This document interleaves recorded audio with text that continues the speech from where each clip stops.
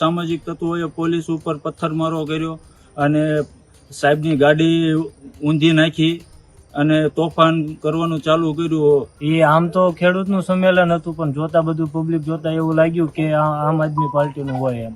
12 ઓક્ટોબરના વિવાદ બાદ અનેક લોકોની અટકાયત જે છે તે કરવામાં આવી હોવાના સમાચાર બાદ પોલીસે નિર્દોષ લોકોને જે પકડ્યા હતા તેમને એ અત્યારે મુક્ત કરવામાં આવ્યા છે.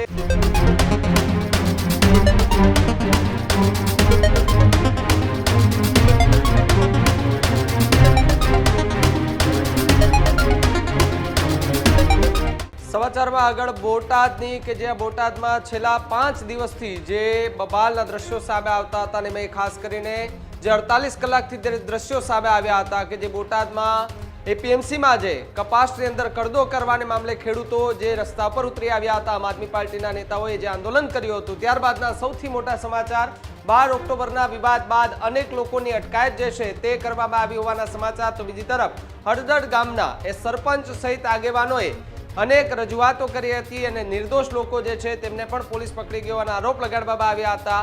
નિર્દોષોની મુક્તિની માંગ સાથે ગ્રામજનોએ અપીલ જે છે તે કરી હતી. પોલીસે અટકાયત કરેલા લોકોની એ તપાસ કરવામાં આવી હોવાના સમાચાર અત્યારે મળી રહ્યા છે. તો બીજી તરફ જો વાત કરવામાં આવે તો તપાસ બાદ પોલીસે નિર્દોષ લોકોને જે પકડ્યા હતા તેમને એ અત્યારે મુક્ત કરવામાં આવ્યા છે. સાથે જ નિર્દોષોની મુક્તિથી ગામમાં રાહતનો માહોલ જે છે તે અત્યારે જોવા મળી રહ્યો છે.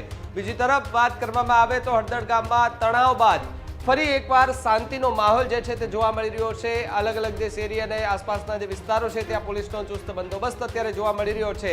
સાથે જ પોલીસે ન્યાયિક વલણ રાખતા ગ્રામજનોએ એ આભાર વ્યક્ત જે છે તે કર્યો છે. સાથે જ પોલીસ અને ગ્રામજનો વચ્ચે એ સહકારથી ઉકેલ આવ્યો હોવાની વાત અત્યારે સામે આવી રહી છે.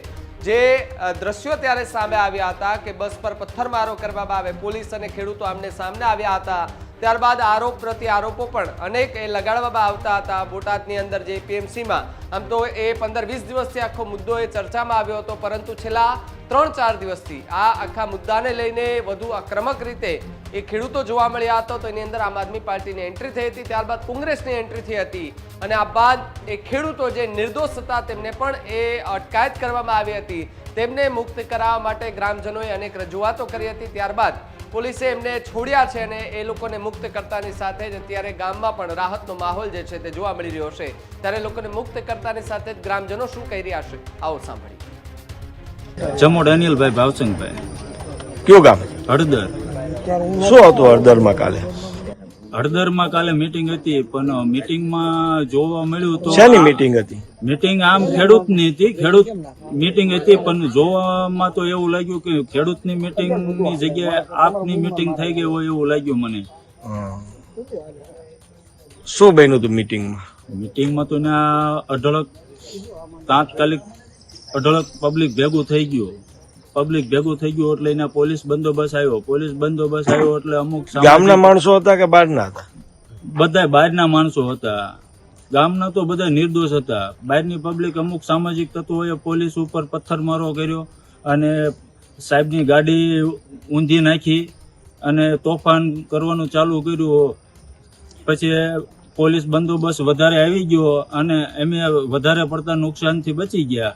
તમને પકડવામાં આવ્યા ક્યારે પકડ્યા હતા? અમને તો પછી પકડવામાં આવ્યા. એનું કારણ છે કે સાહેબને ખ્યાલ નતો કે આ નિર્દોષ છે, કારણ કે એમને એવું હોય કે બહારની પબ્લિક છે એમ સમજીને અમને પકડીને અહીંયા લાવ્યા હતા. સાંજના લાવ્યા હતા. ગઈકાલના? હા, ગઈકાલે સાંજે 8 વાગે અમને અહીંયા લાવ્યા હતા. પછી અહીંયા લાવ્યા પછી પોલીસનું વર્તન તમારી સાથે કેવું રહ્યું? અમારી સાથે સરસ મજાનું વર્તન કર્યું છે. અમને કોઈ જાતની અગવડતા કરવામાં આવી નથી કે કોઈ જાતની અમારી સાથે મારપીટ કરવામાં આવી નથી. એટલે તમને આમ ઇન્કવાયરી માટે એટલે કે પૂછપરછ માટે લાવેલા એવું ખરું? હા, પૂછપરછ માટે લાવ્યા હતા. અમારી પૂછપરછ કરી અને અત્યારે અમારી પૂછપરછ કર્યા પછી અમારી પાસેથી બાંહેધરી પત્રક લખાવી અને સાઇન કરી અને અમને છોડી મૂક્યા છે. તમે કાલે હળદર ગામે ગયા હતા? હા. શું કામ ગયા હતા? ત્યાં કણે મીટિંગમાં ગયા હતા. બરોબર. ત્યાં સ્થળ ઉપર અમે હાજરમાં હતા એટલે અમને ત્યાંથી ડિટેન કરવામાં આવ્યા. પછી એમને અહીંયા જે લોકો ભેગા થયા હતા એ કોણ હતા? એ આમ તો ખેડૂતનું સંમેલન હતું, પણ જોતા બધું પબ્લિક જોતા એવું લાગ્યું કે આમ આદમી પાર્ટીનું હોય એમ. બરોબર. પછી ત્યાં તોફાન ને એવું ચાલુ થઈ ગયું. પોલીસ વાળાએ ઘણું શાંત પાડવાનું કોશિશ કરી, પણ પબ્લિકે વધારે પડતું આક્રોશમાં આવીને એમની ઉપર પથ્થરમારો ને એવું કર્યું. પછી ત્યાંથી ને બધાને ત્યાં જે લોકો હાજરમાં હતા એ લોકોને ડિટેન કરીને લઈને આવ્યા. એટલે તમને પણ કર્યા હતા? હા, અમને પણ ડિટેન. ગઈકાલના? હા. પછી તમને લાવ્યા બાદ અહીંયા રાત્રે દરમિયાન પોલીસનું તમારી સાથેનું વર્તન કેવું લાગ્યું તમને? સારું વ્યવસ્થા વર્તન હતું. બહુ કાંઈ કોઈ ખરાબ વસ્તુ, કોઈ ખરાબ રીતે અમને કોઈ બોલ્યા નથી, માર્યા નથી. ખાવા પીવાની બધી સગવડતા કરી દીધી હતી. તમે એક યુવાન તરીકે આ એક સંમેલનમાં ગયા હતા, હા. બરોબર છે, આમ અનુભવ કેવો થયો?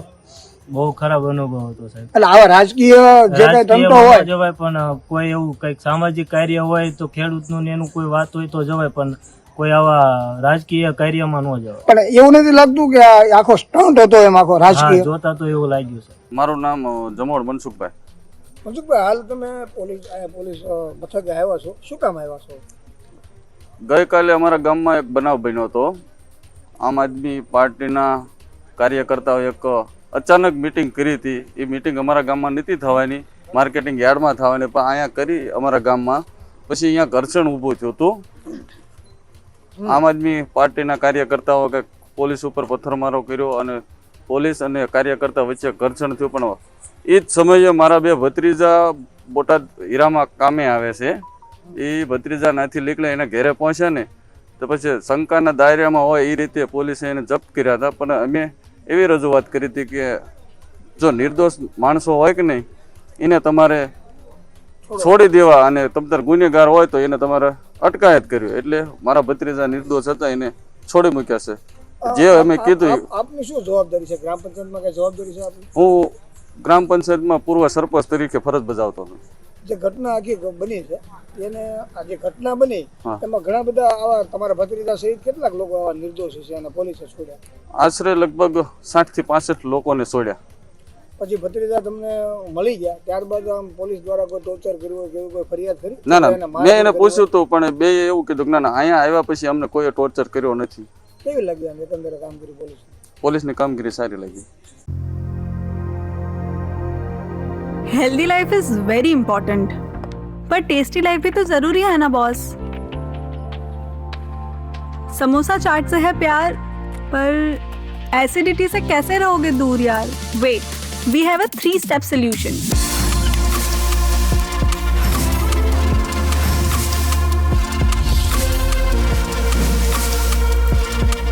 विट्रिशियन ओरल स्ट्रिप, क्योंकि टेस्टी लाइफ भी तो जरूरी है ना बॉस.